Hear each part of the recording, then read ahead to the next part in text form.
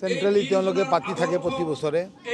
এবাৰ আমাৰ নিৰ্দেশ দিছে যে জিলায় জিলায় এই অবস্থা পালন কৰিবলৈ। ইয়াৰ উদ্দেশ্য এটাই, যিবিলাক মহান ব্যক্তিবিলাক, মহান যোদ্ধাবিলাক তেওঁক স্মৰণ কৰিবৰ কাৰণে এনেকুৱা অনুষ্ঠান পতা হয়।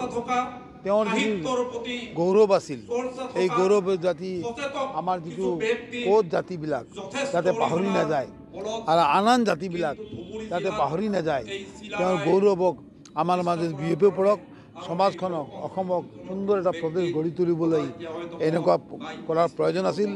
আৰু অনৈক্যৰ ভিতৰত ঐক্যৰ আৱিষ্কাৰ যিটো ভাৰতীয় জনতা পাৰ্টীয়ে কৰি আছে, এটি এটা ভাল নিৰ্দেশন। প্ৰতিটো জাতি উপজাতি সবকে স্মৰণ কৰি আছোঁ আমি, প্ৰতিটো ধৰ্মাৱলম্বী মানুহক আমি স্মৰণ কৰি আছোঁ।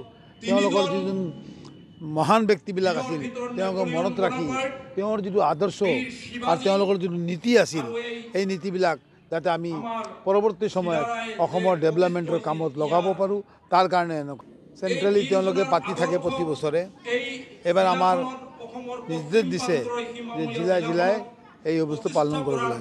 ইয়াৰ উদ্দেশ্য এটাই, যিবিলাক মহান ব্যক্তিবিলাক, মহান যোদ্ধাবিলাক তেওঁক স্মৰণ কৰিবৰ কাৰণে এনেকুৱা অনুষ্ঠান পতা হয়।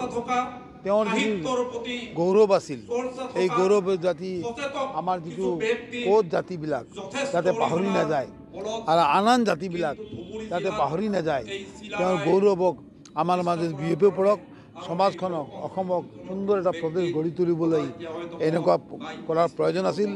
আৰু অনৈক্যৰ ভিতৰত ঐক্যৰ আৱিষ্কাৰ যিটো ভাৰতীয় জনতা পাৰ্টীয়ে কৰি আছে, এটি এটা ভাল নিৰ্দেশন।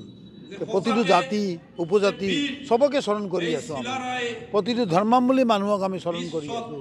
তেওঁলোকৰ যিজন মহান ব্যক্তিবিলাক আছিল তেওঁলোকক মনত ৰাখি তেওঁৰ যিটো আদৰ্শ আৰু তেওঁলোকৰ যিটো নীতি আছিল, এই নীতিবিলাক যাতে আমি পৰৱৰ্তী সময়ত অসমৰ ডেভেলপমেণ্টৰ কামত লগাব পাৰোঁ, তাৰ কাৰণে এনেকুৱা চেণ্ট্ৰেলি পাতি থাকে প্ৰতি বছৰে।